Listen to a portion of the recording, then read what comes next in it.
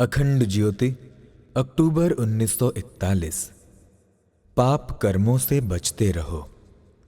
मैं भूखा हूं इसलिए चोरी करूंगा, ऐसा मत विचारो, क्योंकि इससे तुम्हारी भूख घटेगी नहीं, बढ़ ही जाएगी। कीचड़ खाकर किसने दुर्भिक्ष को काटा है? पाप कर्म तो तुम्हें और भी अधिक कंगाल बना देंगे। आग से आग की उत्पत्ति होती है और पाप से पाप की। इसलिए बुद्धिमानी इसी में है कि भूख के मूल कारण पाप से ही दूर रहा जाए। ओस चाटने से तृप्ति नहीं हो सकती और न अधर्म का धन संतोष करा सकता है। तुम्हारा पेट चोरी से नहीं, परिश्रम से भरेगा। किसी की तिजोरी को मत झांको, अपनी भुजाओं को देखो, उनमें पेट के भर देने की भरपूर क्षमता है। पाप कर्मों से दूर रहो, जैसे सांप से दूर रहते हो। यदि तुमने पाप का भूत पाल लिया तो ये बड़ा दुख देगा। जहां जाओगे वहीं छाया की तरह घेरे फिरेगा और हर घड़ी नारकीय यातनाओं से झुलसाता रहेगा। यदि तुम्हें अपने आप से प्रेम है तो देखो, पाप कर्म की ओर मत झुकना। आपत्तियों को सहना, पर कर्तव्य धर्म से विचलित मत होना। वे मूर्ख हैं जो पाप को पसंद करते हैं और दुख भोगते हैं। तुम्हारे लिए दूसरा मार्ग मौजूद है, वो ये कि आधे पेट खाना, पर पाप कर्मों के पास न जाना। भाग 2, संपादक श्री राम शर्मा आचार्य, अंक 10। जागृति गान, रचयिता श्री कल्याण कुमार जैन, शशि। उत्थान पतन का भेद जान, जीवन मृत्यु का कर निदान। केवल जीवन न मान, हठवाद छोड़ जड़वाद त्याग। उठ सोए जीवन जाग जाग, उठ सोए जीवन जाग जाग। जब जड़ता में जीवन विकास, पा रहा पनप कर पूर्ण हास। तू शक्ति केंद्र है, कर प्रयास, विकसा कर नव साहस पराग। उठ सोए जीवन जाग जाग। यदि साहस सोता है संभाल, जग डूब रहा है तो उछाल। बन दिव्य ऐतिहासिक मिसाल, कायर जीवन में लगा आग। उठ सोए जीवन जाग जाग। ये सोने की बेला न भात, आंखें खोलो देखो प्रभात। अब सोना है विश्वासघात, विश्वासघात है पतन नाग। उठ सोए जीवन जाग जाग। दिवाली। दिवाली का उत्सव इस साल भी सदा की भांति आया और विदा हो रहा है। शत शत दीप जलाकर हम अपने घरों को सुशोभित बनाते हैं। माता लक्ष्मी की आराधना करते हैं कि वे अपनी कृपा कोर से हमें निहाल कर दें। हर साल हम इस पुण्य पर्व को नवीन आशा के साथ मनाते हैं, पर सब व्यर्थ चला जाता है। भगवती प्रसन्न नहीं होती। आज तो वे क्रुद्ध हो रही हैं। दरिद्रता का तांडव नृत्य हो रहा है। हर चीज की असाधारण महंगाई, उत्पादन क्षेत्रों का शुल्क हो जाना, अतिवृष्टि अनावृष्टि का प्रकोप ऐसा उग्र रूप धारण किए हुए हैं कि पैसे की सर्वत्र कमी दिखाई देती है। हर व्यक्ति अर्थ चिंता से दुखी हो रहा है। व्यवहार, कारोबार, उद्योग, मजूरी, किसी की भी ओर संतोष की सांस लेने का अवकाश नहीं है। अभाव और चिंता की ज्वाला में गृही विरागी सभी जले जा रहे हैं। जिस दिन दीपदान हुआ, घृत और तैल के भरे हुए दीप आलों, झरोखों और मुंडेरों पर जगमगाए, उस दिन भी विश्व सुख की नींद नहीं सोया। असंख्य निरीह व्यक्ति बारूद की भट्टी में ऐसे ही भून दिए गए जैसे भड़भूजा चने को भून देता है। जगती की पीठ रक्त की धाराओं से लाल हो रही है। प्रभु के प्रिय पुत्रों, इस प्रकार संहार करने में आज का सभ्य जगत बड़े गर्व के साथ लगा हुआ है। माता लक्ष्मी जी हमारी उपासना पर प्रसन्न होने की अपेक्षा ऐसा भयंकर रूप धारण करके विनाश के मुंह में हमें क्यों ढकेले दे रही हैं? पाठकों, शांत मन से जरा इस प्रश्न पर विचार करो। आपने बहुत सा समय फूटे हुए मकानों पर सफेदी कराने और टूटे हुए किवाड़ों पर रंग करने में लगाया है। अब थोड़ा समय इस बात के चिंतन में भी लगाइए कि हमारी आराधना से संतुष्ट होने के स्थान पर नाश का वज्रदंड क्यों उठाया जा रहा है। कहते हैं कि मनुष्य ने पिछली शताब्दियों में ज्ञान विज्ञान की नवीन शोध की है। उसने बड़े बड़े यंत्र, औजार, साधन, सिद्धांत आविष्कृत किए हैं और वो इस नतीजे पर पहुंचा है कि जीवन शरीर तक ही है, इसलिए खाओ पियो और मौज उड़ाओ। देह को भस्मीभूत समझते हुए अपूर्ण कृत्वा घृतम पिबेत के सत्यानाशी मार्ग पर मनुष्य दौड़ पड़ा है। धर्म ठगों का पेशा है, ईश्वर डरपोकों की कल्पना है, त्याग मूर्खों की सनक है। आज का भौतिक विज्ञान इन उक्तियों का प्रतिपादन करता है और चकाचौंध में अंधे हुए लोग इन उक्तियों के सामने मस्तक झुका देते हैं। मनुष्य जीवन की इस शैतानी व्याख्या का अनेकानेक तर्कों के आधार पर प्रतिपादन किया गया है। फलस्वरूप भूमंडल के एक कोने से दूसरे कोने तक ये विश्वास किया जाने लगा है कि शरीर आत्मा है, शरीर और उपासनीय है, भोग ही आत्मानंद है। कुछ कोचन को जीवन का उद्देश्य बनाकर आदमी पिशाच रूप में आ गया है। उसका एकमात्र स्वार्थ ही परमेश्वर बना हुआ है। स्वार्थ ये तो एक बड़ी भारी अतृप्त इकाई है।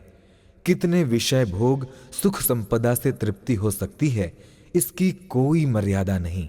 तृष्णा अनंत है, वो निरंतर बढ़ती रहती है और क्षितिज के छोर तक जब तक मनुष्य चिता पर चढ़ता है तब तक और लाव की ही रट लगी रहती है। इंद्रिय तृप्ति का मार्ग है ही ऐसा। कहते हैं कि अगस्त ऋषि इस भूतल के सब समुद्रों का पानी पीकर तृप्त हो गए थे, परंतु स्वार्थपूर्ण सुखेच्छा संपूर्ण ब्रह्मांडों को पीकर भी शांत नहीं हो सकती। अपने लिए अधिक चाहने की इच्छा में व्यक्ति, परिवार, नगर और देश अपने सदृश्य दूसरों का शोषण करना चाहते हैं, क्योंकि प्रकृति द्वारा बराबर दी हुई चीजों में से अधिक तो तभी मिल सकती है जब दूसरे का शोषण किया जाए, दूसरे के मुख का ग्रास छीन लिया जाए। शोषण एक प्रचंड दैत्य है जिसके पीछे पीछे बड़े कराल दांतों वाले भूत भैरवों की सेना चलती है। स्वार्थ से शोषण और शोषण से कलह होता है। प्रभु की पवित्र सृष्टि में कुहराम मचाना या मचने देना ये एक बड़े पातक हैं। ऐसे पातकियों के घरों में लक्ष्मी जी नहीं रहना चाहती, वे अपने पिता के घर वापस जा रही हैं। समुद्र से वे प्रकट हुई थीं और समुद्र में ही विलीन होने की इच्छा करती हैं। कंस ने शिला पर पटक कर आदि शक्ति को मारा था, हम उसे तोप के मुंह पर उड़ा रहे हैं। ऐसी दशा में कौन आशा करेगा कि मां लक्ष्मी हमसे प्रसन्न होंगी। भूल के मार्ग पर चलता हुआ मनुष्य सर्वनाश के खंदक के निकट मरने के लिए पहुंच गया है। यदि वो वापस न लौटा तो उसे भगवती का और भी अधिक कोप सहन करना पड़ेगा। मानव धर्म के यथार्थ स्वरूप को हमें ढूंढना होगा और पुनः उसका अवलंबन करके अपने इष्ट मार्ग पर आवृत्त होने का प्रयत्न करना होगा। ईश्वर ने मानव प्राणी को इस संसार में इसलिए नहीं भेजा है कि अपने स्वार्थ के लिए दूसरों के हित का हनन करे और उचित अनुचित रीति से अपनी आसुरी लालसाओं को तृप्त करे, वरन इसलिए भेजा है कि अपनी दिव्य शक्ति का सहारा देकर अपने से छोटों को ऊपर उठावें, उन्नत बनावें और सुमार्ग पर प्रवृत्त करें। अपने तुच्छ स्वार्थों को दूसरों के सुखों के लिए छोड़कर उन्हें सुखी बनाने में अपने को सुखी समझें। किंतु हाय, हम अपने इस जीवनोद्देश्य को तो बिल्कुल ही भूल गए हैं। जिस वाटिका के माली बनाकर हमें भेजा गया था उसे काटने में लगे हुए हैं। फिर भी चाहते हैं कि माता लक्ष्मी जी प्रसन्न होकर हमें सुख शांति प्रदान करें। ठहरिए, पीछे लौटिए अपने स्वार्थों की अतृप्त लालसा को छोड़कर दूसरों के लिए त्याग करना सीखिए। अपने हृदय के दीपक में प्रेम का रस भरकर उसे त्याग की अग्नि द्वारा जलने दीजिए। इसी दीपक के प्रकाश में आज का पीड़ित और मति भ्रमित संसार अपने कल्याण का मार्ग पा सकेगा। अपने हृदय में त्याग और प्रेम के दीपक जलाएं। दूसरों के लिए अपने सुख छोड़ दीजिए।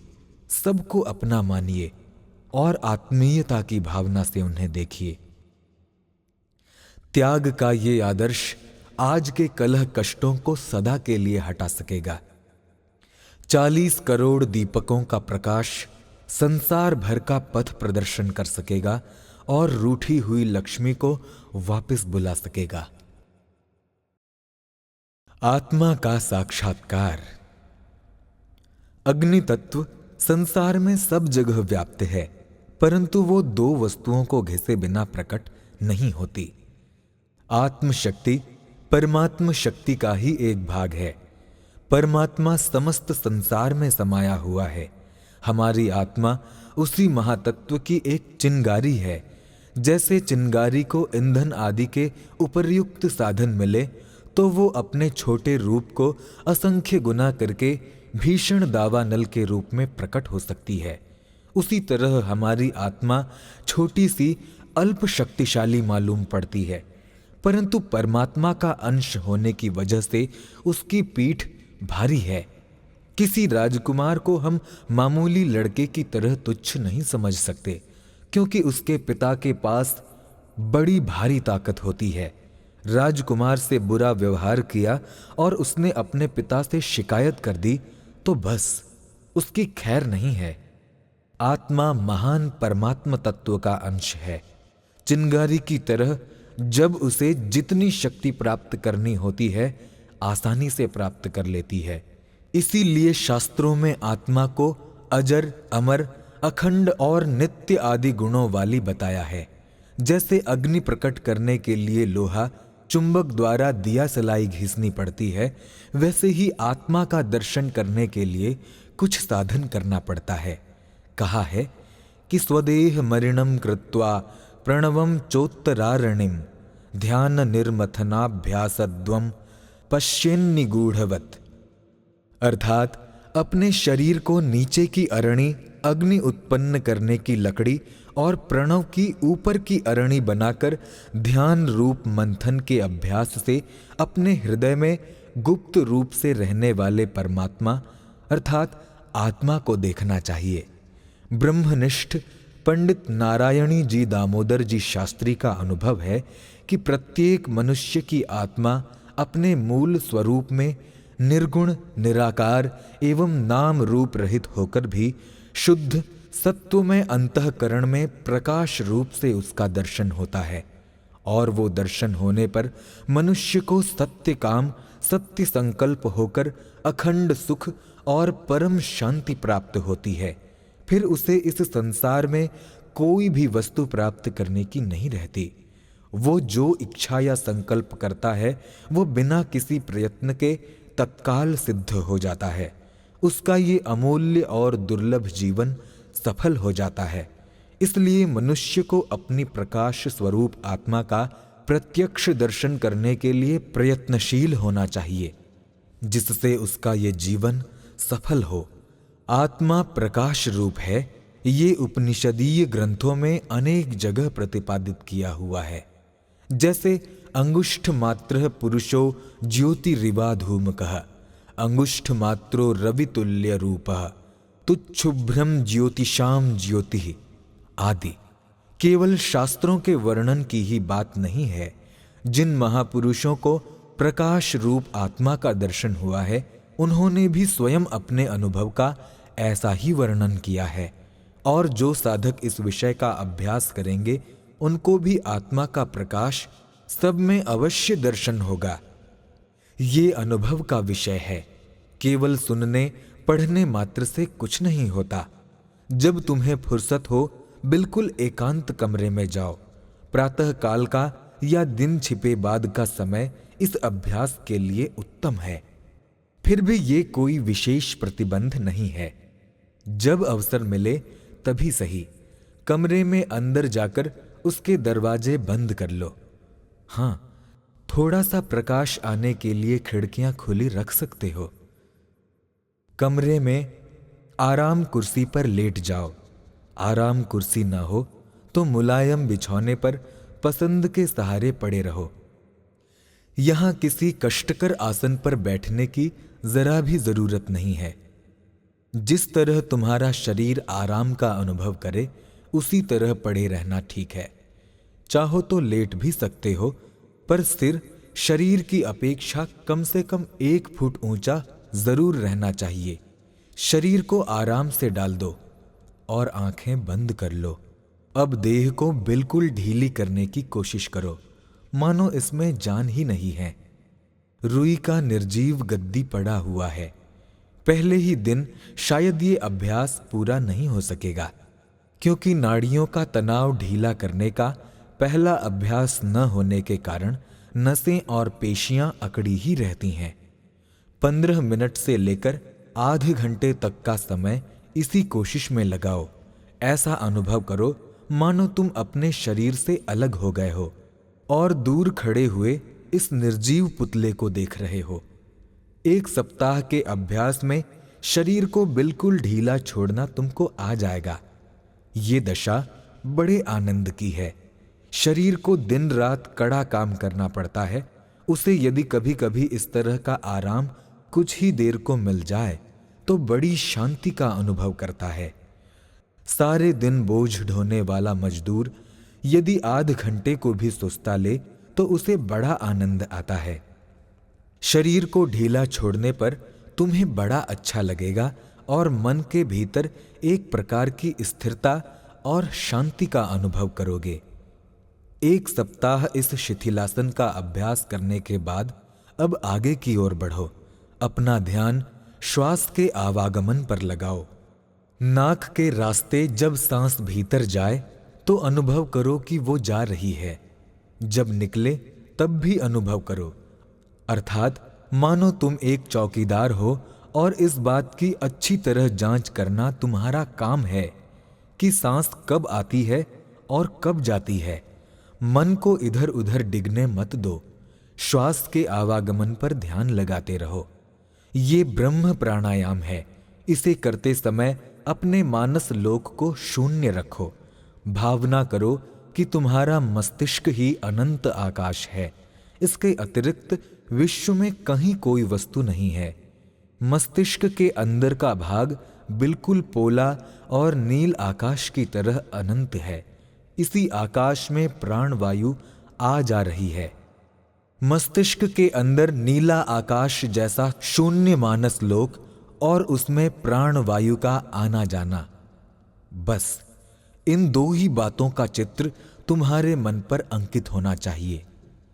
समस्त ध्यान जब इन्हीं 2 बातों को देखने में लगेगा तो 2-4 दिन, अधिक से अधिक 1 सप्ताह में ये भावना दृढ़ हो जाएगी। इन 2 बातों के अतिरिक्त ध्यान के समय और कुछ मालूम ही न होगा। यदि मन उचटे तो निरुत्साहित होने की जरूरत नहीं है। उसे रोको और फिर वहीं लगाओ। कुछ दिन के अभ्यास से वो उपरोक्त भावना का अनुभव करने लगेगा। पहले बताया गया है कि शरीर को नीचे की अरणी और प्रणव को ऊपर की अरणी बनाकर ध्यान रूप मंथन के अभ्यास से अपने अंदर रहने वाले प्रकाश स्वरूप आत्मा का दर्शन करना चाहिए। शून्य लोक में प्राण वायु का घर्षण होने से आत्म ज्योति प्रकट होती है। थोड़े दिनों के अभ्यास से जब कुछ कुछ मनोलय होने लगता है तो मानस लोक में अंतर्दृष्टि से सफेद, लाल, पीले आदि रंगों के बिंदु चक्र की तरह घूमते हुए दिखाई देते हैं। फिर कुछ दिनों बाद उनका लोप होकर नील वर्ण का बिंदु दिखाई देता है। बाद में अभ्यास से जब मनोलय अधिक होता जाता है तब सूर्य, अर्धचंद्र, चंद्र, तारे, मोती, पुष्पों के गुच्छे, इंद्र, नील आदि चमकते हुए अनेक रत्न तथा सफेद रंग के चक्र एक दूसरे में प्रवेश करते दिखाई देते हैं। तब साधक को समझना चाहिए कि अब शीघ्र ही आत्मा का दर्शन होने वाला है और वैसा होता भी है। अर्थात कुछ समय के बाद उपरोक्त दृश्यों का लोप होकर आखिर में आत्मा को अत्यंत शुभ्र और तेजस्वी प्रकाश का दर्शन होता है। उसमें साधक का पूर्ण मनोलय होकर उसे समाधि अवस्था प्राप्त होती है। इस अवस्था में उसे जिस सुख, शांति, तृप्ति और समाधान का अनुभव होता है, उसकी संसार भर के किसी भी विषय से होने वाले सुख से तुलना नहीं हो सकती। कई बार ये आत्मदर्शन बहुत जल्द हो जाता है। जिसका अंतस्थल जितना पवित्र होगा, उसे उतनी ही जल्दी सफलता मिलेगी। कभी कभी तो 1-2 सप्ताह में ही शिथिलासन, ब्रह्म प्राणायाम पूरे हो जाते हैं और आत्म प्रकाश का दर्शन होने लगता है। पाठकों, तुम्हारे पूर्वज महर्षियों ने जिस योग विद्या के बल से संसार में अपना सिक्का जमाया था, उसी महाविद्या का ये छोटा सा अंग तुम्हारे लिए बहुत उपयोगी होगा। भगवती आत्मशक्ति का दर्शन करके तुम निर्णय और अमर जैसी दिव्य गुण संपन्न बन जाओगे। धर्म का मुख्य मार्ग ये है कि कर्तव्य पालन करो तो वो अवश्य मिल जाएगा।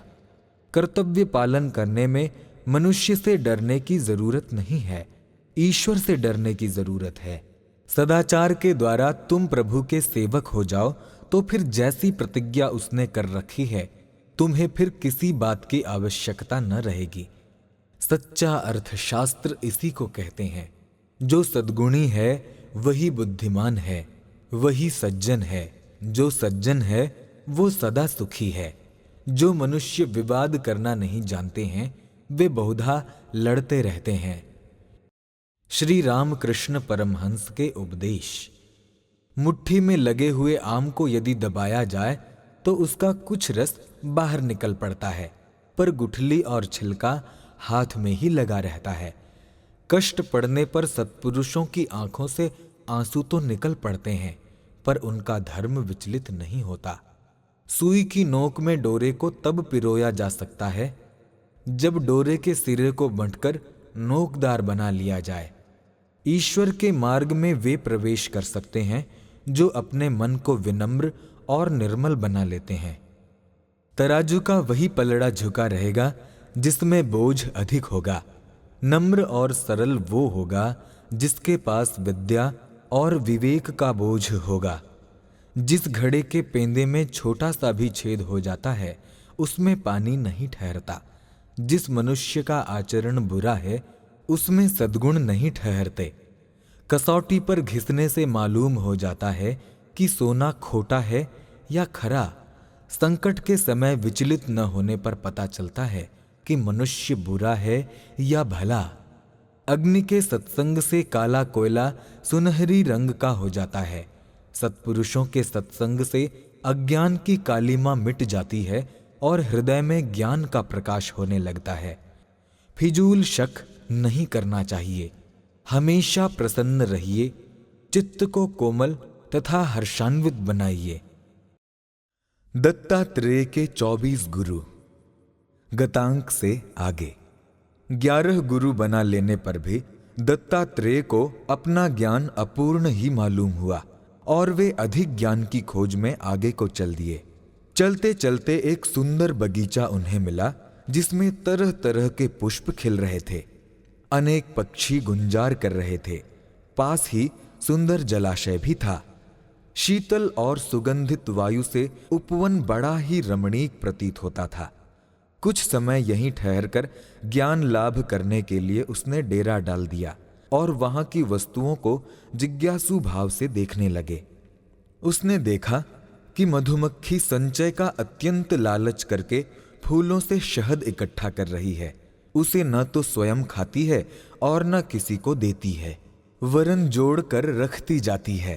परिणाम ये होता है कि बहेलिए उस शहद को ले जाते हैं और मधुमक्खी के हाथ पछताना ही रह जाता है। दत्तात्रेय ने दूसरी तरफ आंख उठाई तो देखा कि सुगंध की वासना से कभी तृप्त न होने वाला भौरा कमल पुष्प में ही कैदी हो जाता है और रात भर बंधन की पीड़ा सहता रहता है। इसी प्रकार उन्होंने एक पतंग देखा जो दीपक की सुंदरता देखकर ही प्रसन्न नहीं हो जाता, वरन उसे अपने पास रखना चाहता है, उस पर अधिकार करना चाहता है। फल ये होता है कि दीपक का तो कुछ नहीं बिगड़ता, पतंग के ही पंख जल जाते हैं। उन्होंने एक चील को देखा जो अपने घोंसले में बहुत सा मांस जमा करती जाती थी। इसे देखकर बाज आदि अन्य शिकारी पक्षी उसके घोंसले पर टूट पड़े तो सारा संग्रह किया हुआ मांस उठा ले गए। ऋषि ने एक हिरण देखा जो शिकारियों की वीणा का गान सुनकर मुग्ध हो रहा था।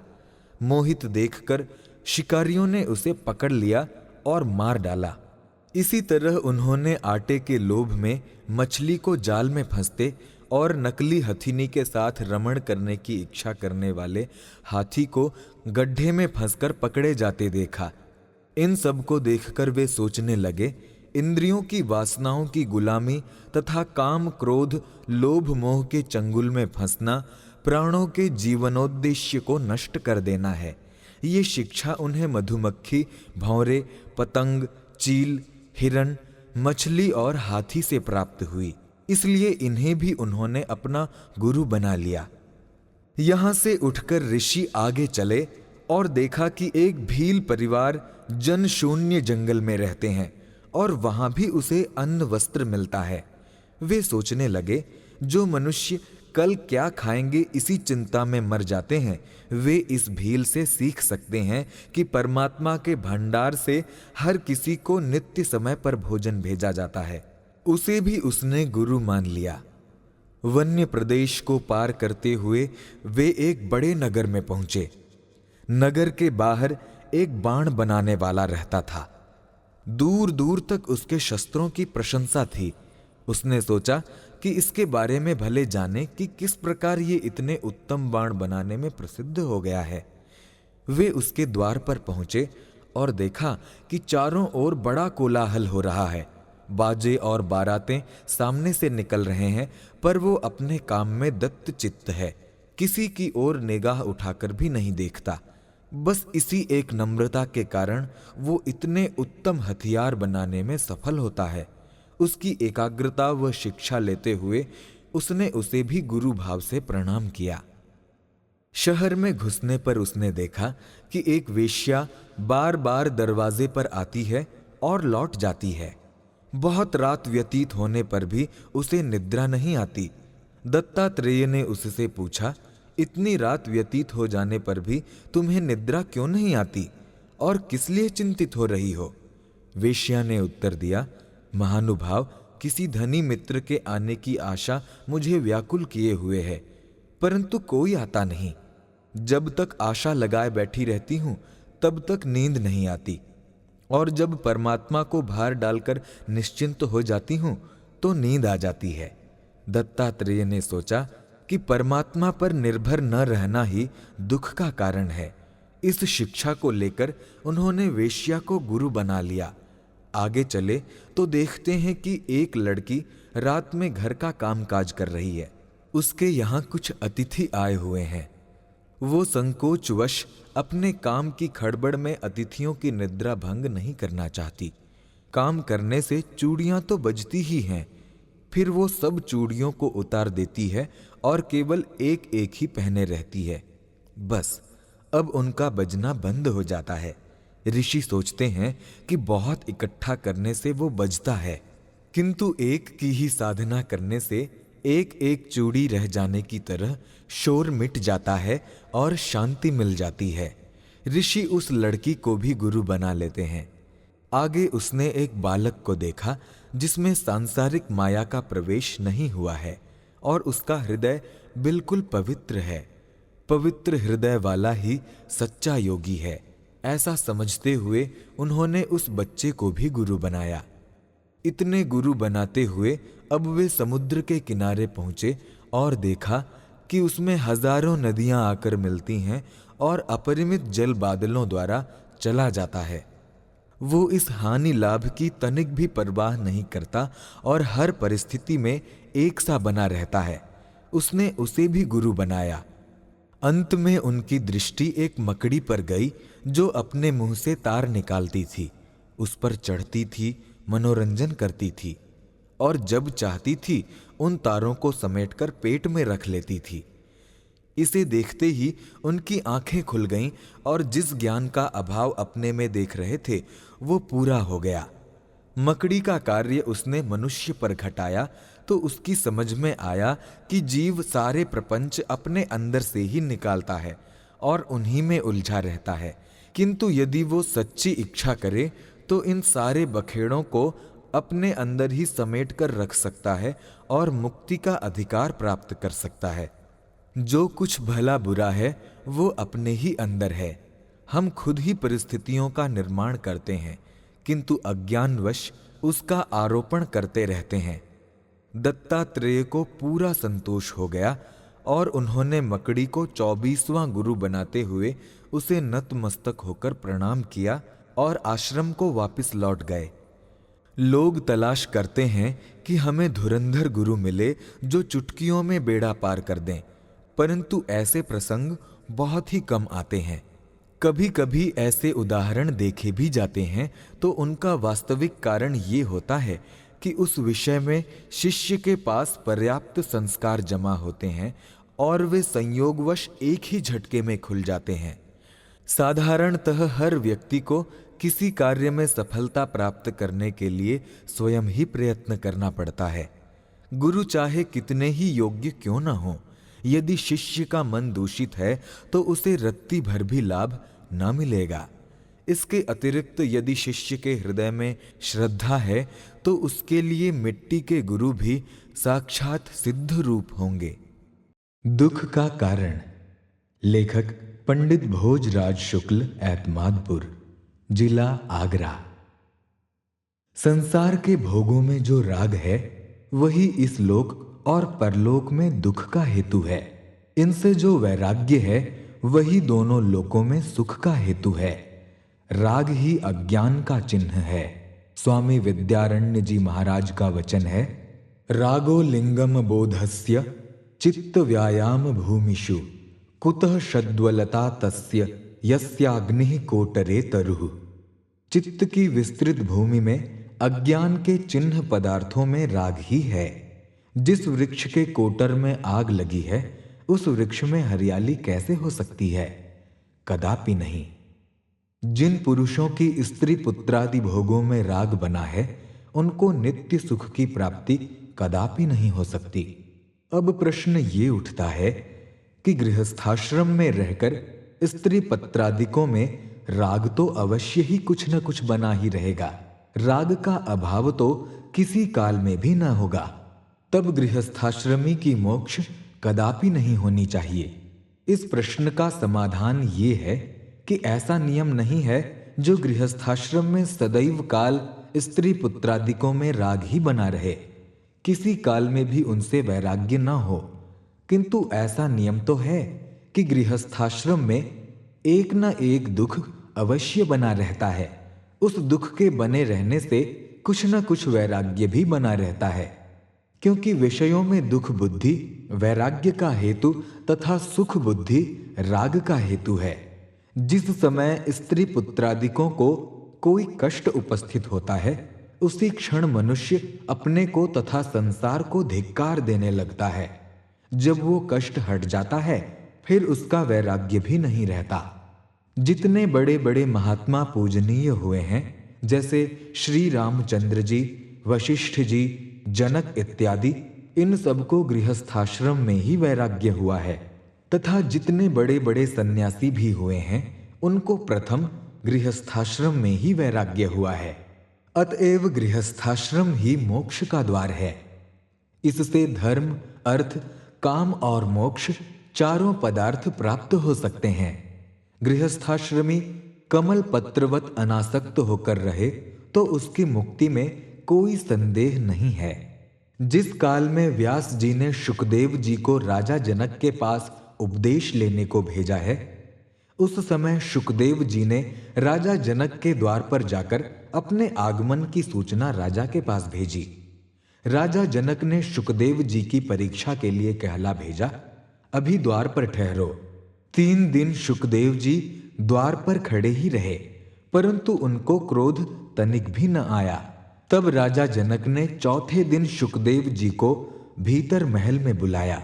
जब शुकदेव जी भीतर गए तब देखा कि राजा जनक स्वर्ण के सिंहासन पर विराजमान है। सुंदर युवतियां चरण दबा रही हैं। अनेक प्रकार के राग भोग के सामान सामने उपस्थित हैं। राजा जनक की विभूति को देखकर शुकदेव जी के मन में घृणा उत्पन्न हो गई। मन में विचारा कि वो राजा तो भोगों में आ सकते हैं, ये ज्ञानी कैसा? मेरे पिताजी ने इनके पास उपदेश लेने को क्यों भेजा? जनक जी शुकदेव जी की चित्त की बात जान गए। तब जनक जी ने एक ऐसी माया रची कि संपूर्ण मिथिलापुरी में आग लग गई। राजदूतों ने दौड़े दौड़े आकर तुरंत राजा जनक को खबर दी कि महाराज, संपूर्ण शहर आग से जल रहा है। आग राजमहलों तक आ गई है, थोड़ी ही देर में महलों के अंदर भी आ जाएगी। तब शुकदेव जी को फुर्ना हो गई कि बाहर द्वार पर हमारा भी तो दंड कमंडल रखा है, वो जल जाएगा। जनक जी शुकदेव जी की चित्त की फुर्ना जान गए और बोले, अनंत वत्तु में वित्त यन्मे नास्ति ही विश्चन, मिथिलायाम प्रदग्धायाम न मेम दह्यति किंचन। अर्थात मेरा जो आत्मा रूपी वित्त है, धन है, जो अनंत है, जो कदापि नष्ट नहीं हो सकता, इस मिथिलापुरी के दग्ध होने से मेरा तो किंचित भी दग्ध नहीं हुआ है। इस वाक्य में जनक जी ने सारे सुख भोगों में अपनी अनासक्ति दिखलाई। तब शुकदेव जी को पूर्ण विश्वास हो गया कि राजा जनक सच्चे ब्रह्मज्ञानी हैं, वावज्ञानी नहीं, जैसे कि आजकल बहुत देखने में आते हैं। प्रार्थना। महात्मा गांधी। करोड़ों हिंदू, मुसलमान, ईसाई, यहूदी और दूसरे रोजाना अपने सृष्टा को भक्ति करने के लिए निश्चित किए हुए समय में किया करते हैं। मुझे तो ये मालूम होता है कि वो सृष्टा के साथ एक होने को हृदय की उत्कटेक्षा को प्रकट करते हैं और उसके आशीर्वाद के लिए याचना करते हैं। इसमें मन की वृत्ति और भावों का ही महत्व होता है, शब्दों का नहीं। अक्सर पुराने जमाने से जो शब्द रचना चली आती है उसका भी असर होता है, जो मातृभाषा में अनुवाद करने पर सर्वथा नष्ट हो जाता है। गुजराती में गायत्री का अनुवाद करके उसका वो असर न होगा जो कि असल गायत्री में होता है। राम शब्द के उच्चारण करने से लाखों करोड़ों हिंदुओं पर फौरन असर होगा और गॉड शब्द का अर्थ समझने पर भी उसका उन पर कोई असर न होगा। चिरकाल के उपयोग के साथ संयोजित पवित्रता से शब्दों की शक्ति प्राप्त होती है। इसलिए सबसे अधिक प्रचलित मंत्र और श्लोकों को संस्कृत भाषा में लिखने के लिए बहुत सी दलीलें की जा सकती हैं, परंतु उनका अर्थ अच्छी तरह समझ लेना चाहिए। ये बात तो बिना कही ही मान ली जानी चाहिए। ऐसी भक्ति युक्त क्रियाएं किस समय करनी चाहिए, इसका कोई निश्चित नियम नहीं हो सकता है। इसका आधार जुदा जुदा व्यक्तियों के स्वभाव पर होता है। ये क्रियाएं हमें नम्र और शांत बनाने के लिए होती हैं और उससे हम इस बात का अनुभव कर सकते हैं। उसकी इच्छा के बिना कुछ भी नहीं हो सकता है और हम तो उस प्रजापति के हाथ में मिट्टी के पिंड हैं। ये पलें ऐसी हैं कि इसमें मनुष्य अपने भूतकाल का निरीक्षण कर सकता है और अपनी दुर्बलता को स्वीकार करता है और क्षमा याचना करते हुए अच्छा कार्य करने की शक्ति के लिए प्रार्थना करता है। कुछ लोगों को इसके लिए 1 मिनट भी बहुत होता है, तो कुछ लोगों को 24 घंटे भी काफी नहीं हो सकते हैं।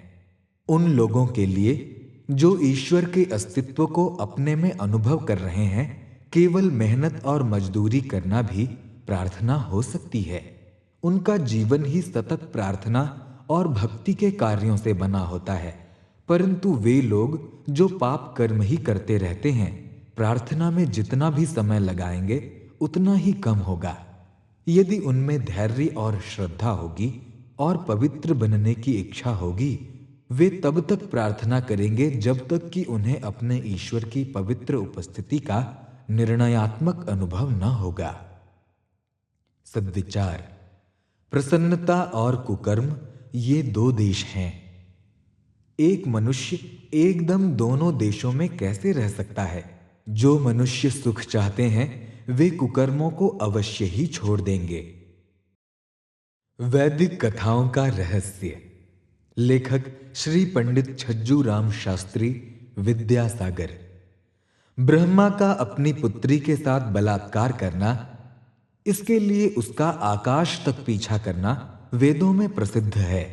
देवराज इंद्र का अहिल्या का सतीत्व नष्ट करना भी एक वैदिक कथा है। हम यहां इन्हीं दोनों कथाओं का कुमारिल के अनुसार सत्यार्थ बतलाते हैं। ऐतरेय ब्राह्मण में लिखा है, प्रजापति वैश्वां दुहित रमभ्य ध्यायत। ब्रह्मा जी ने अपनी पुत्री के साथ बलात्कार करने के लिए पीछा किया। ऋक् संहिता के 5:2-13 तथा 1:5-13 में भी ब्रह्मा के उक्त सुतानुगमन का वर्णन है। तैत्तरीय ब्राह्मण में पूर्वोक्त स्थान पर यह भी वर्णन मिलता है कि ब्रह्मा जी ने जब अपनी पुत्री का पीछा किया तब वो रागांध होकर लाल हो गईं, लज्जावश आकाश में भागी। ब्रह्मा जी ने भी मृग होकर उसका पीछा नहीं छोड़ा। ये कथा पुराणों में और भी अधिक सरस भाषा में लिखी गई है। स्रोतों में भी इस कथा का भक्ति के साथ उल्लेख किया गया है। महिम्रह स्तोत्र के कर्ता पुष्पदंत ने 12 पुराण के आधार पर यह भी जोड़ दिया है कि जब ब्रह्मा जी की ये अनीति शंकर जी से नहीं देखी गई तब उन्होंने शिकारी का रूप धारण कर उस मृग रूपी ब्रह्मा का अनुसरण किया। कुमारिल भट्ट ने ब्रह्मा के इस कलंक का आश्वलायन सूत्र की टीका में तथा वार्तिक में भी युक्ति युक्ति अर्थ करके परिमार्जन किया है। वे लिखते हैं, सूर्य मंडल अपने प्रकाश और उष्णता द्वारा प्रजाओं का पालन करता है, अतः सूर्य ही प्रजापति है। अरुणोदय बेला में वो उषा अर्थात उषः काल के पीछे ही आता देख पड़ता है। उषा बेला ही उसकी पुत्री है, क्योंकि सूर्य के आने से ही वो उत्पन्न होती है। उसमें वो अपने अरुण किरण रूप बीज का निक्षेप करता है। इसलिए सूर्य के आने से उषा काल के साथ कवियों ने स्त्री पुरुष व्यवहार का औपचारिक रूपेण अतिशयोक्ति रूपेण वर्णन किया है। इंद्र अहिल्या का जार कैसे है, इसका भी रहस्य सुनिए। ऋक् संहिता के उदरीय पित राजा रमाभग 7-6-10वें मंत्र में इंद्र को अहिल्या का जार कहा गया है। तैत्तरेय आरण्यक 1-12 में इसी जार पद को लेकर अनेक विशेषणों के साथ इंद्र को संबोधन किया गया है, यथा गौतम ब्रुवाण इत्यादि। आगे वाल्मीकि जी ने इस कथा का जैसा सुमनोहर विस्तृत वर्णन किया है वो पाठकों को ज्ञात ही है। इन कथाओं को आलंकारिक रहस्य का समझना अत्यंत कठिन होने से आज बहुत से अल्पज्ञ लोग वैदिक धर्म पर टीका टिप्पणी करने लगते हैं और भ्रम में पड़ जाते हैं। जो देवराज है, यज्ञांश का प्रथम भागी है, उसकी ये घृणित पर स्त्री लंपटता को देखकर किस श्रद्धालु का हृदय दुविधा में न पड़ जाएगा। हमको कुमारिल जैसे परागामी विद्वान हरदम कहाँ मिल सकते हैं। कुमारिल ने बड़ी खूबी के साथ इसके आलंकारिक पर्दे को हटाया है। वे लिखते हैं, अहिल्या नाम राधिका है, उसका जार सूर्य है। सूर्य को भी इंद्र कहते हैं। जो महान, तेजस्वी तथा परम ऐश्वर्यशाली हो उनको इंद्र कह सकते हैं। अहनि लीयते इत्य अहल्या, इस निरुक्ति से दिन के प्रकाश में जो लीन हो उसका नाम है अहिल्या। रात्रि प्रकाश होते ही दिन में लीन हो जाती है, इसलिए रात्रि ही अहिल्या है। इसका सूर्य द्वारा जारण क्षय होता है, अतः सूर्य उसका जार है। पर स्त्री व्यभिचार से नहीं, कितना स्पष्ट तथा युक्ति युक्ति अर्थ है। सद्विचार। जीवन को श्रेष्ठ बनाने में श्रेष्ठ शिक्षा की जरूरत केवल शुद्ध चरणों तथा पवित्र भावों की है। हर एक बुरे विचार तुम्हारे इसी जीवन को नहीं बल्कि भावी जीवन को भी गिरा देते हैं। चरित्रवान चाहिए। थियोडर पार्कर कहा करते थे कि सुकरात की कीमत दक्षिण कोरोलिना की रियासतों से भी बहुत अधिक है। यदि तुम सोच सकते हो तो बिना मूसा के मिस्र की, बिना डेनियल के बेबीलीन की और डेमास्थनीज, फीडियस, सुकरात या प्लेटो रहित एथेंस की कल्पना करो। वे वीरान दिखाई पड़ेंगे। ईसा के 200 वर्ष पूर्व कार्थेज क्या था? बिना सीजर, सिसरो और मार्कस आरेलियर के रोम क्या था? नेपोलियन, ह्यूगो और हाइसिंथ बिना पेरिस क्या है? वर्क, ग्लैडस्टन, पिट, मिल्टन और शेक्सपियर बिना इंग्लैंड क्या है? बिना राम, बुद्ध, दयानंद और गांधी के भारत में क्या बचता है? हावेज कहता है, चरित्र बल एक शक्ति है, एक प्रतिभा है। वो मित्र और सहायक उत्पन्न कर सकती है और सुख संपत्ति का सच्चा मार्ग खोल सकती है। संसार को ऐसे व्यक्तियों की बड़ी आवश्यकता है जिनमें ईमानदारी कूट कूट कर भरी हो, जो पैसे के लिए अपनी बुद्धि न बेचे, जो सत्य के लिए स्वर्ग के सुख को ठोकर मार दें और जो धर्म के लिए मृत्यु के मुख में अपनी गर्दन डाल दें। वाल्टेयर कहता है, पैसे से कोई बड़ा नहीं बनता।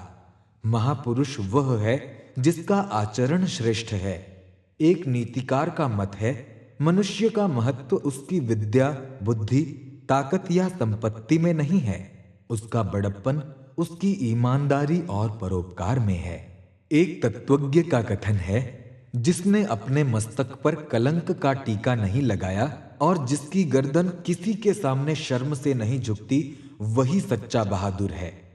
14वें लुई ने अपने मंत्री कालवर्ट से पूछा, हमारा देश इतना बड़ा है और धन जन की हमारे पास कमी नहीं है, फिर भी एक छोटे से देश हॉलैंड को हम क्यों नहीं जीत सके? मंत्री ने उत्तर दिया, श्रीमान, किसी देश की महानता उसकी लंबाई चौड़ाई पर नहीं, वरन वहां के निवासियों के चरित्र पर निर्भर है। जब टर्की ने कोसूथ को इस शर्त पर अपने यहां आश्रय देना स्वीकार किया कि वो इस्लाम धर्म स्वीकार कर ले, तो उस बहादुर ने कहा, मृत्यु और शर्म का जीवन, इन दोनों में से मैं पहली को पसंद करूंगा। ईश्वर की इच्छा पूरी होने दो। मैं मरने को तैयार हूं। मेरे ये हाथ खाली हैं, परंतु इन पर कलंक की कालिमा नहीं पुती है।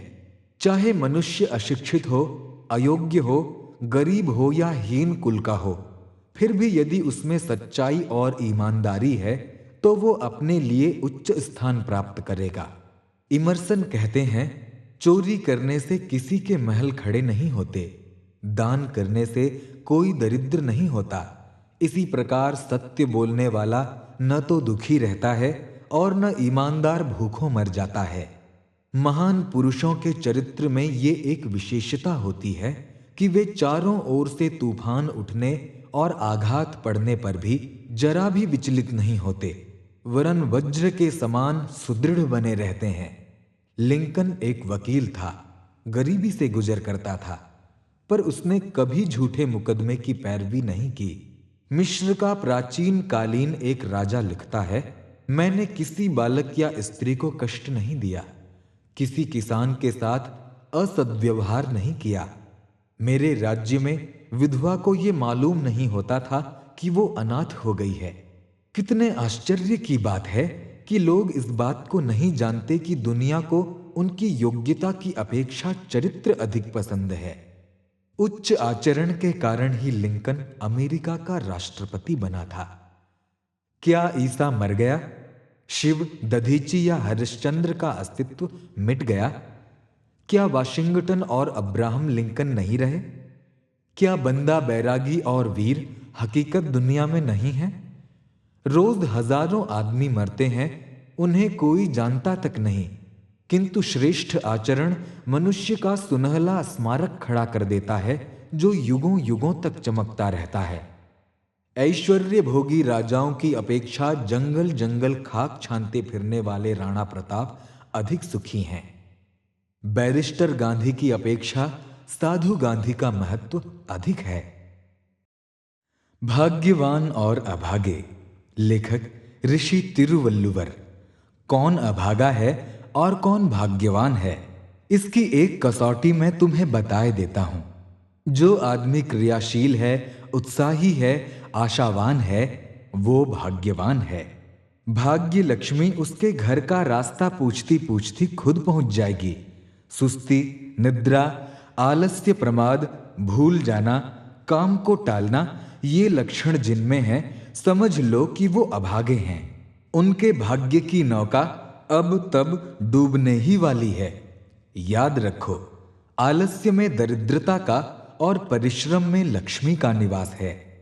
जिन्हें काम करने से प्रेम है, वे सचमुच अमीर हैं, और निठल्ले, वे तो हाथ पांव वाले मोहताज हैं। पैसा आज है, कल चला जाएगा, परंतु क्रियाशीलता वो पारस है जो हर मौके पर लोहे को सोना बना देगी। धन्य हैं वे मनुष्य जिन्हें काम करना प्रिय है, जो कर्तव्य में निरत रहकर ही आनंद का अनुभव करते हैं। उत्साही पुरुष असफलता से विचलित नहीं होता। हाथी के शरीर में जब तीर घुसते हैं तो वो पीछे नहीं हटता, वरन और अधिक दृढ़ता के साथ अपने कदम जमा जमा कर चलता है। भाग्य साथ न दे और असफल होना पड़े तो इसमें कुछ भी लज्जा की बात नहीं है। शर्म की बात तो ये है कि मनुष्य अपने कर्तव्य की अवहेलना करे और आलस्य में बैठा रहे। अखंड उत्साह, बस शक्ति का यही मूल स्रोत है। जिनमें उत्साह नहीं, वो तो चलता फिरता पुतला मात्र है। सद्विचार, यदि मनुष्य सीखना चाहे तो उसकी हर एक गलती कुछ न कुछ सिखा देती है। पानी की एक बूंद यदि गर्म लोहे पर पड़ जाएगी तो उसका नाम निशान भी न रहेगा। अगर वो केले के पत्र पर पड़ जाएगी तो मोती के सदृश शोभा देगी, और वही स्वाति के संयोग से सीप में गिरकर असली मोती बन जाती है। अतः जैसी संगति मिलती है वैसा ही असर आता है। जिसको तुम सत्कार्य समझते हो उसको पूरा करके दिखाओ। इसमें ये न देखो कि इसमें हमारी बुराई है अथवा प्रशंसा है। दूसरा कोई चाहे कुछ समझता रहे। उच्च कोटि की उदारता हिम्मत ही है। अतः साहसी मनुष्य अपनी अमूल्य चीजों को भी मुक्त हस्त होकर खर्च कर देता है। ग्रंथों के प्रेमी मनुष्य को दयालु, हितैषी, उपदेशक, विनोदी साथियों की कमी कभी न रहेगी। साक्षात पीयूष रस संसार का प्रेम व्यवहार ही है। जिसे दो वही पक्ष लेने लगता है। मूर्खों का ही व्यापार लड़ाई करना है। गुप्त बातों का जानना।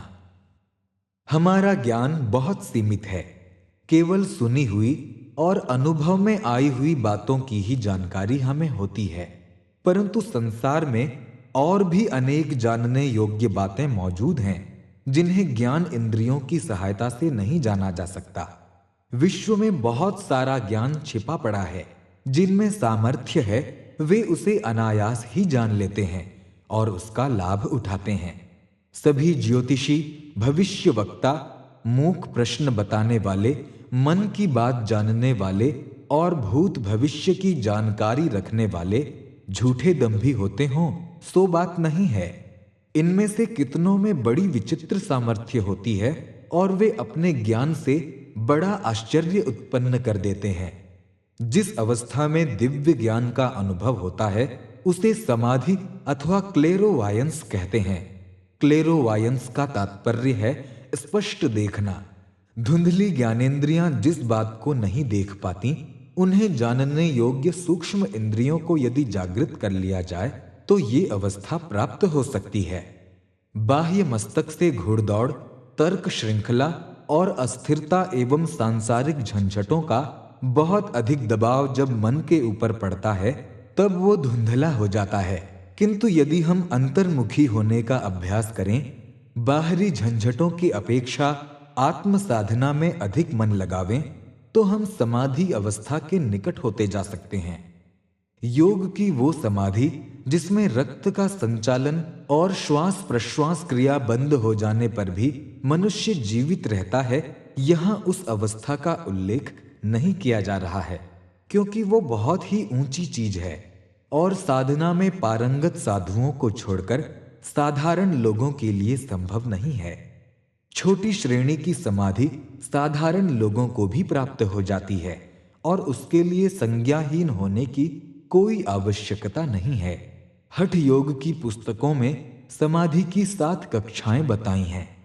उनकी कुछ आरंभिक कक्षाएं थोड़ा सा अभ्यास करने पर कई साधकों को प्राप्त हो जाती हैं।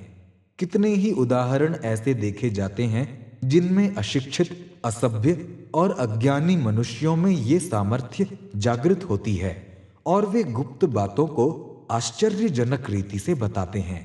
मानवीय विद्युत तेज, ऑरा, विचार कंपनों का प्रवाह, अन्य मनुष्य के मन का अनुभव, छिपी हुई वस्तुओं का ज्ञान, किसी वस्तु की पूर्व परंपरा, भावी घटनाओं का पूर्वाभास आदि का अनुभव, ये उसी मनुष्य को प्रकट होगा जिसे पूर्व संस्कारों के आधार पर अथवा आधुनिक अभ्यास के द्वारा समाधि की कुछ स्थिति प्राप्त होती होगी। ये स्थिति जितनी धुंधली होगी उतने ही अस्पष्ट अनुभव आएंगे और जितनी साफ होती जाएगी उतना ही स्वच्छ ज्ञान होगा। यह योग्यता मनुष्य को स्वभावतः प्राप्त है, उसको कहीं बाहर से प्राप्त नहीं करना है, केवल उसके ऊपर जमे हुए मैल को हटाना है। इसलिए क्लेरोवायंस के अभ्यास के लिए किसी कठिन अभ्यास की जरूरत नहीं है। अंतर्मुखी होना, आत्मचिंतन में समय लगाना, ईश्वर आराधना, पूजा पाठ, जप तप करना, इनमें से अपने विश्वास के आधार पर जो कुछ भी अभ्यास सच्चे हृदय से और पूर्ण निष्ठा पूर्वक किया जाए वही इस मार्ग को खोलने में सहायक हो सकता है। चित्त की स्थिरता और हृदय की पवित्रता, ये 2 गुण इस दिशा में बहुत ही उत्तम सिद्ध होते हैं। दुर्गुणी और दुष्ट प्रकृति के लोग त्रिकाल में भी इस अवस्था को प्राप्त नहीं कर सकते। कुछ हठ योगी इसलिए गांजा, भांग, चरस, शराब आदि पीते हैं कि उनकी बाह्य चेतना निद्रित हो जाए और समाधि का आनंद आने लगे, किंतु भ्रम में उलझे रहने के अतिरिक्त उन्हें कुछ वास्तविक लाभ नहीं होता। बाह्य चेतना निद्रित कर लेना तब तक व्यर्थ है जब तक कि आंतरिक चेतना जागृत न हो। नशीली चीजों से आंतरिक तत्वों का जागृत होना तो दूर रहा, उल्टे वो जड़ता को प्राप्त हो जाते हैं। इसलिए साधकों को इस दृष्टि से मादक द्रव्यों का सेवन कदापि नहीं करना चाहिए। बाह्य चेतना को निद्रित करने का अच्छा मार्ग चित्त की एकाग्रता और आंतरिक शांति ही हो सकती है। इसी के द्वारा सूक्ष्म इंद्रियों का जागरण संभव है। जो इस विषय का अभ्यास करना चाहते हो उन्हें उचित है कि अपनी कोई प्रिय वस्तु चुन लें और बहुत समय तक उसी पर ध्यान जमाने का अभ्यास करें। जैसे आपको अपनी हीरे की अंगूठी प्रिय है तो उसे सामने रखकर मन पर उसे जमाइए और उसी के संबंध में चिंतन कीजिए। 10-5 मिनट प्रतिदिन इसका अभ्यास करने से अंगूठी और हीरे के संबंध में बहुत ही सूक्ष्म बातें ध्यान में आने लगेंगी। निरंतर 6 सप्ताह के अभ्यास से बहुत लाभ होगा। आरंभिक अभ्यास किसी जड़ वस्तु पर से किया जा सकता है। 6 सप्ताह बाद मानसिक ध्यान करना चाहिए। अपने इष्ट देव की मूर्ति का मानसिक ध्यान करने और उनके अंग प्रत्यंगों को स्पष्ट देखने का अभ्यास करने से सूक्ष्म चेतना बहुत साफ होती जाती है और धीरे धीरे अप्रत्यक्ष बातों की जानकारी बढ़ने लगती है। क्लेरोवायंस के लिए गांजे का नशा नहीं, आत्म साधना का नशा होना चाहिए। सांसारिक कार्य करते हुए भी यदि संसार से भूले रहें और आध्यात्मिक लोक में भ्रमण करने का अभ्यास डालें तो ये दिव्य शक्ति हमें धीरे धीरे प्राप्त हो सकती है। दूसरों के मन की बात जानने में, स्वभाव जानने में, इतिहास जानने में अपनी आरंभिक योग्यता की परीक्षा शुरू करनी चाहिए। पहले यदि 1/4 बातें ठीक निकलें तो हताश नहीं, प्रसन्न होना चाहिए। जैसे जैसे अभ्यास बढ़ता जाएगा, 1/3, आधी, पौना बातें ठीक आने लगेंगी। एक दिन ऐसी अवस्था भी प्राप्त हो सकती है जब विश्व की कोई बात गुप्त न रहेगी और प्रत्यक्ष पदार्थों की भांति गुप्त पदार्थ स्पष्ट दिखाई देने लगेंगे। सद्व्यवहार। लेखक संत कबीर। कबीरा आप ठगाइए और न ठगिए कोय, आप ठग्या सुख ऊपजय, और ठग्या दुख होय।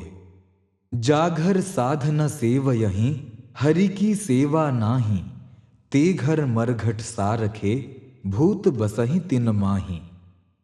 कबीरा मन निर्मल भया, जैसे गंगा नीर, पीछे लागो हरि फिरत, कहत कबीर कबीर। जहां ज्ञान तहां धर्म है, जहां झूठ तहां पाप, जहां लोभ तहां काल है, जहां क्षमा तहां आप। शूर सोई पहचानिए, लरै दीन के हेत, पुरजा पुरजा कटि मरै, कबहु न छोड़ै खेत। संत न बांधे गाठड़ी, पेट समाता लेई, साईं सु सन्मुख रहे, जहें मांगे तई देई। मांगन मरण समान है, बिरला बचै कोई, कहे कबीर रघुनाथ सु, मतिर मंगावै मोई। गावन में रोबन है, रोवन में ही रोग, एक वैरागी ग्रही में, एक गृही में वे रोग।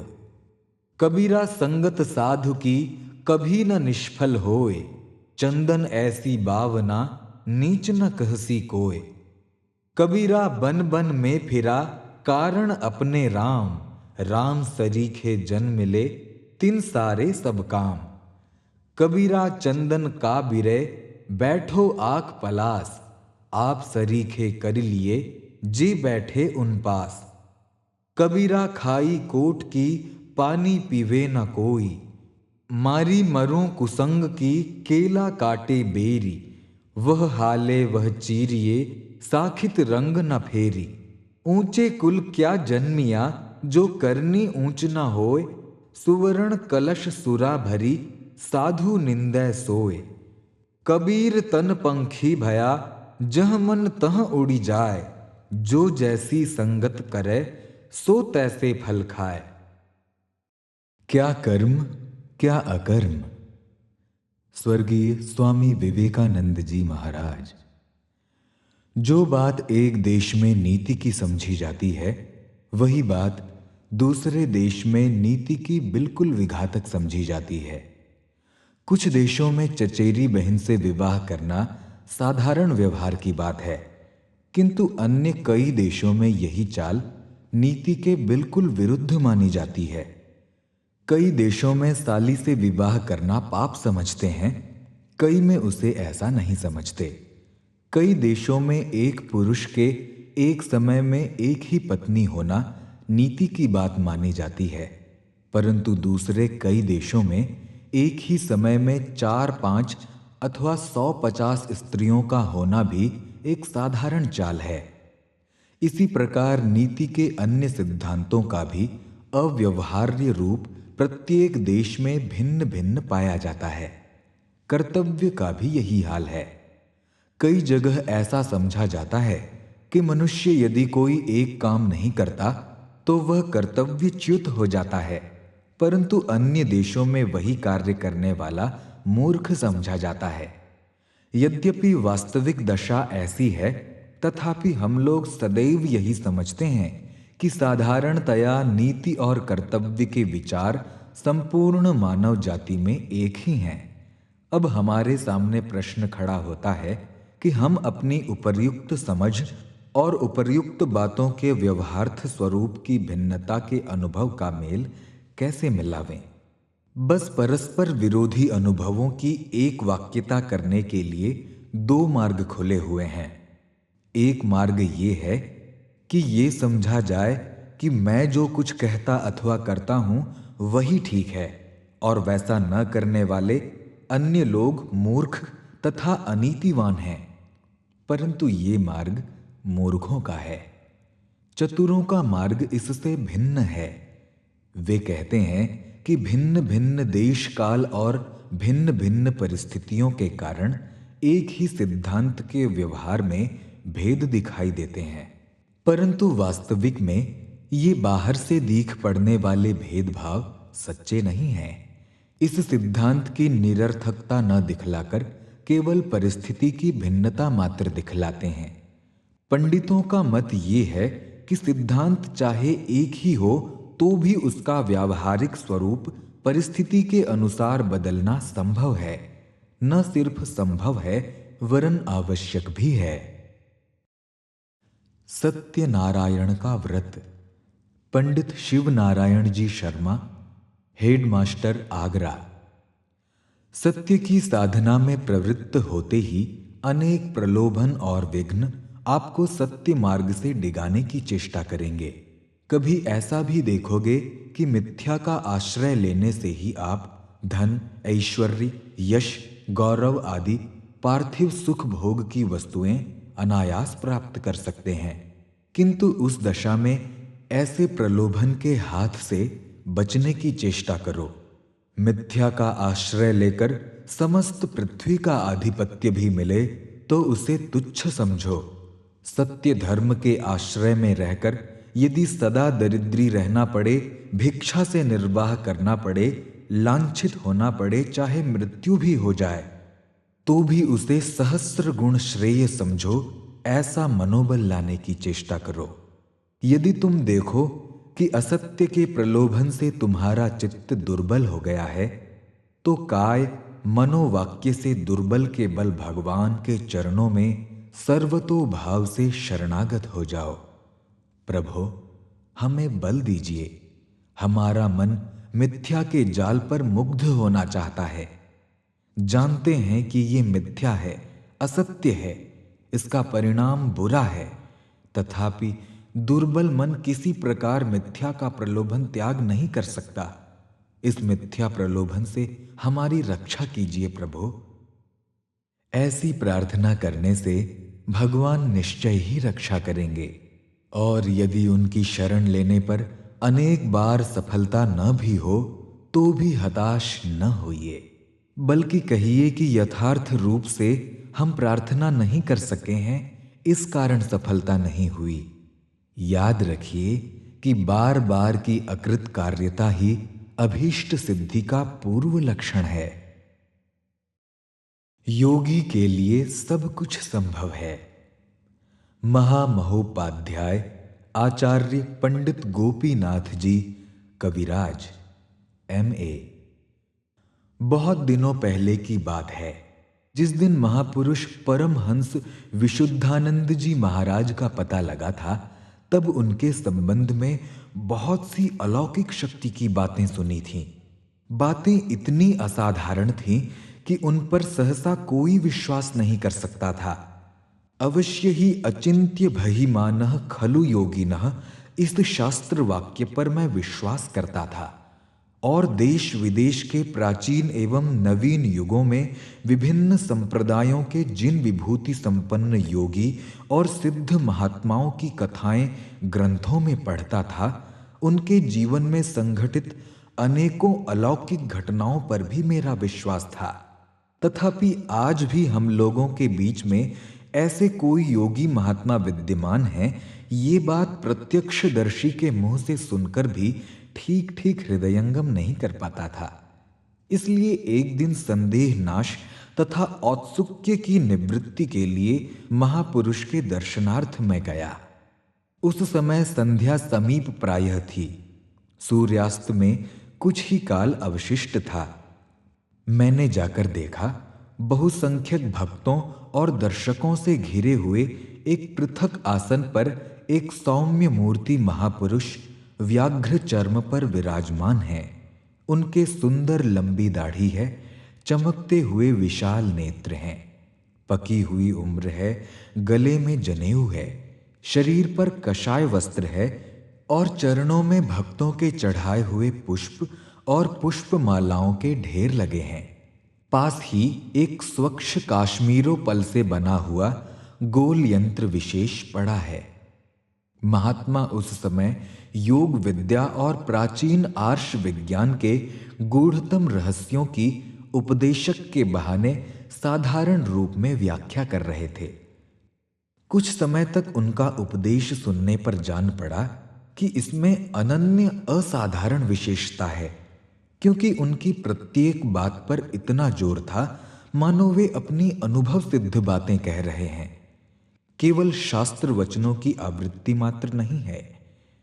वे समझा रहे थे कि जगत में सर्वत्र ही सत्ता मात्र रूप से सूक्ष्म भाव से सभी पदार्थ विद्यमान रहते हैं, परंतु जिनकी मात्रा अधिक प्रस्फुरित होती है वही अभिव्यक्त और इंद्रिय गोचर होता है। जिसका ऐसा नहीं होता वह अभिव्यक्त नहीं होता, नहीं हो सकता। लोहे का टुकड़ा केवल लोहा ही है सो नहीं है, परंतु लोहा भाव की प्रधानता से अन्य समस्त भाव उसमें विलीन होकर अदृश्य हो रहे हैं। किसी भी विलीन भाव को, जैसे सोना को प्रबुद्ध करके उसकी मात्रा बढ़ा दी जावे तो पूर्व भाव स्वभावतः ही अव्यक्त हो जाएगा और वह सुवर्णादि प्रबुद्ध भाव प्रबल होने से वह वस्तु फिर उसी नाम और रूप से परिचित होगी। कुछ देर तक जिज्ञासु रूप से मेरे पूछताछ करने पर उन्होंने मुझसे कहा, तुम्हें ये करके दिखाता हूं। इतना कहकर उन्होंने आसन पर से एक गुलाब का फूल हाथ में लेकर मुझसे पूछा, बोलो इसको किस रूप में बदल दिया जाए। वहां जवां फूल नहीं था, इसी से मैंने उसको जवां फूल बना देने के लिए उनसे कहा। उन्होंने मेरी बात स्वीकार कर ली और बाएं हाथ में गुलाब का फूल देकर दाहिने हाथ से उस स्फटिक यंत्र के द्वारा उस पर विकीर्ण सूर्य रश्मि को संहत करने लगे। क्रमशः मैंने देखा उसमें एक स्थूल परिवर्तन हो रहा है। पहले एक लाल आभा प्रस्फुटित हुई, धीरे धीरे तमाम गुलाब के फूल विहीन होकर अव्यक्त हो गया और उसकी जगह एक ताजा हल्का खिला हुआ झूमता जवां प्रकट हो गया। उस फूल को मैं ये जानने के लिए घर ले गया कि कहीं मैं सम्मोहिनी विद्या मेस्मरिज्म के वशीभूत होकर ही जवां फूल की कोई सत्ता न होने पर भी जवां फूल तो नहीं देख रहा हूं। इस फूल को मैंने बहुत दिनों अपनी पेटी में रखा, वो सूखने पर भी जवां पुष्प ही रहा। स्वामी जी ने कहा, इसी प्रकार समस्त जगत में प्रकृति का खेल हो रहा है। जो इस खेल के तत्वों को कुछ समझते हैं वही ज्ञानी है। अज्ञानी इस खेल से मोहित होकर आत्मविस्मृत हो जाता है। योग के बिना इस ज्ञान या विज्ञान की प्राप्ति नहीं होती। इसी प्रकार विज्ञान के बिना वास्तविक योग पद पर आरोहण नहीं किया जा सकता। मैंने पूछा, तब तो योगी के लिए सभी कुछ संभव है? उन्होंने कहा, निश्चय ही। जो यथार्थ योगी हैं उनकी सामर्थ्य की कोई इयत्ता नहीं है। क्या हो सकता है और क्या नहीं, इसकी कोई निर्दिष्ट सीमा रेखा नहीं है। परमेश्वर ही तो आदर्श योगी हैं। उनके सिवा महाशक्ति का पूरा पता और किसी को प्राप्त नहीं है। जो निर्मल होकर परमेश्वर की शक्ति के साथ जितना युक्त हो सकते हैं, उनमें उतनी ही ऐसी शक्ति की स्फूर्ति होती है। मैंने पूछा, इस फूल का परिवर्तन आपने योग बल से किया था या किसी और उपाय से? स्वामी जी बोले, उपाय मात्र ही तो योग है। दो वस्तुओं को एकत्र करने को ही तो योग कहा जाता है। अवश्य ही यथार्थ योग इससे पृथक है। अभी मैंने ये पुष्प सूर्य विज्ञान द्वारा बनाया है। योग बल या शुद्धि इच्छा से भी सृष्टि आदि सब कार्य हो सकते हैं, परंतु इच्छा शक्ति का प्रयोग न करके विद्वान कौशल से भी सृष्टाचादि कार्य किए जा सकते हैं। मैंने पूछा, सूर्य विज्ञान क्या है? उन्होंने कहा, सूर्य ही जगत का प्रसविता है। जो पुरुष सूर्य की राशि अथवा वर्णमाला को भली भांति पहचान गया है और वर्णों को शोधित करके परस्पर मिश्रित करना सीख गया है, वह सहज ही सभी पदार्थों का संघटन या विघटन कर सकता है। मैंने पूछा, आपको ये विज्ञान कहां से मिला? मैंने तो कहीं इसका नाम भी नहीं सुना। उन्होंने हंसकर कहा, तुम लोगों का ज्ञान ही कितना है। ये विज्ञान भारत की ही वस्तु है। उच्च कोटि के ऋषिगण इसको जानते थे और उपर्युक्त क्षेत्र में इसका प्रयोग भी किया करते थे। अब भी इस विज्ञान के पारदर्शी आचार्य अवश्य ही वर्तमान हैं। वे हिमालय और तिब्बत के उपरांत मार्ग में ज्ञान भंड नामक बड़े भारी योगाश्रम में रहकर एक योगी और विज्ञानविद महापुरुष से दीर्घ काल तक कठोर साधना करके इस विद्या को और ऐसी ही और भी अनेकों लुप्त विद्याओं को सीखा है। ये अत्यंत ही जटिल और दुर्गम विषय है। इसका दायित्व भी अत्यंत अधिक है। इसीलिए आचार्यगण सहसा किसी को ये विषय नहीं सिखाते। मैंने पूछा, क्या इसकी और भी विद्याएं हैं? उन्होंने कहा, है नहीं तो क्या। चंद्र विज्ञान, नक्षत्र विज्ञान, वायु विज्ञान, क्षण विज्ञान, शब्द विज्ञान, मनोविज्ञान इत्यादि बहुत विद्याएं हैं। केवल नाम सुनकर ही तुम क्या समझोगे?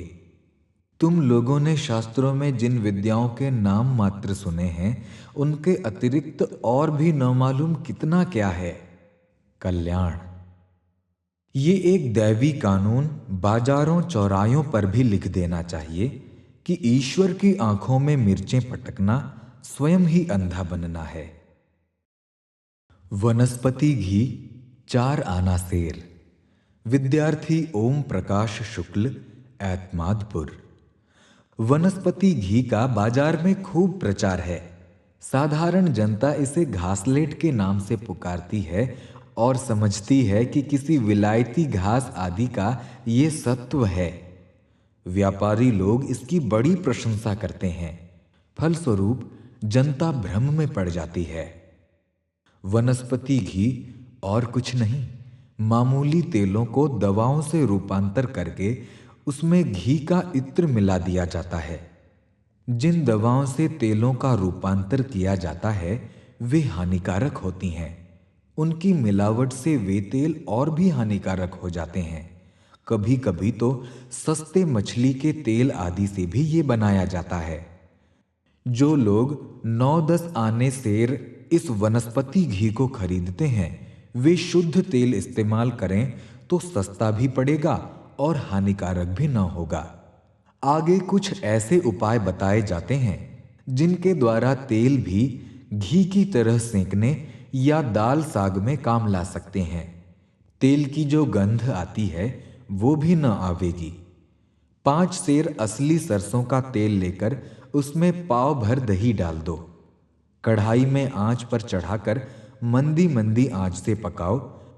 कोई पहचान नहीं सकता कि पूड़ी या साग तेल में बना है या घी में। सरसों का तेल सुदृढ़ मटके में भरकर मुंह पर कपड़ा मिट्टी लगाकर चौड़े मैदान में जमीन में गाड़ दो। बरसात भर गड़ा रहने दो। शरद ऋतु में निकालकर काम में लाओ। सरसों का तेल सुदृढ़ मटके में भरकर मुंह पर कपड़ा मिट्टी लगाकर चौड़े मैदान में जमीन में गाड़ दो। बरसात भर गड़ा रहने दो। शरद ऋतु में निकालकर काम में लाओ। दैवी संपत्ति। श्री धर्मपाल जी, बरला। यज्ञ, तन मन धन लोकहित के लिए कार्य करना। तप, यज्ञ कर्म के लिए चित्त और इंद्रियों को रोकना।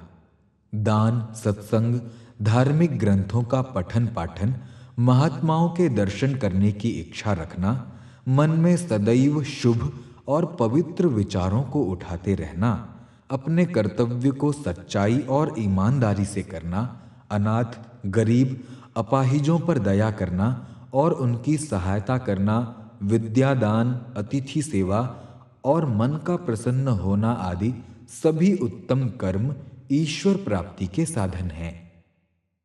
गीता के 16वें अध्याय में भगवान ने इन्हीं गुणों को विस्तार के साथ दैवी संपत्ति के नाम से कहा है और अर्जुन को बताया है कि दैवी संपत्ति से मोक्ष मिलता है। भक्ति का अर्थ है सेवा। सर्वेश्वर सर्वाधार प्रभु सब प्रकार समर्थ और हमेशा तृप्त हैं। उन्हें किसी प्रकार की सेवा की कोई आवश्यकता नहीं है। फिर उनकी सेवा का क्या मतलब और ढंग होना चाहिए? वास्तव में मन, वाणी और कर्म से प्राणी मात्र की सेवा और विशेष रूप से मनुष्य जाति की सेवा करना ही भगवान की भक्ति है। भक्ति ही मुक्ति का मार्ग है। भक्त की सभी बुरी आदतों में इतनी शीघ्रतापूर्वक परिवर्तन शुरू हो जाता है जिसे देखकर सब आश्चर्यचकित हो जाते हैं। छल, कपट, स्वार्थ, ईर्ष्या आदि दोषों का नाश होकर उनके स्थान में सरलता, निष्कपटता, उदारता, प्रेम आदि शुभ गुण आने लगते हैं। इस प्रकार धीरे धीरे अंतःकरण पवित्र होने लगता है, जो एकमात्र प्रभु दर्शन का मंदिर है।